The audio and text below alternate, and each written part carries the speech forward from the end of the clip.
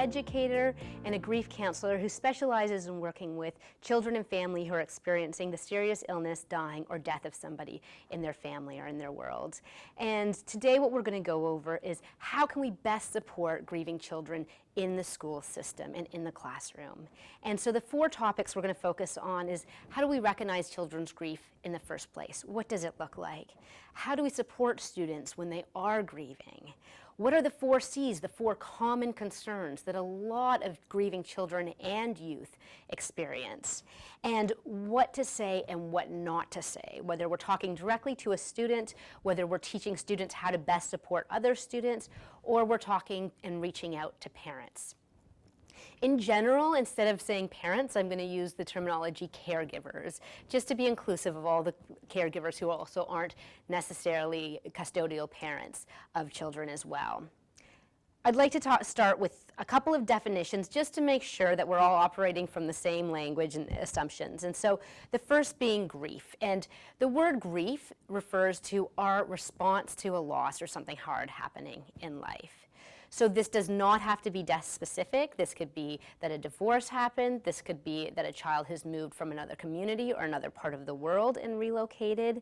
There are many situations in life that can cause us grief. And grief will affect us on many levels, emotionally, physically, can be on a spiritual level, on a cognitive level, our ability to concentrate.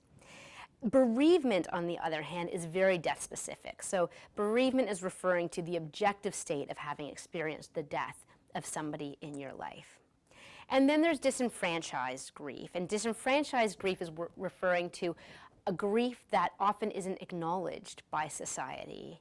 And so I've worked with many children who have experienced either a parent's been pregnant and the baby's died, or they've had a miscarriage and it has a profound effect on the family, yet it's not recognized as a grief process. And so it's much harder for that child to actually feel supported.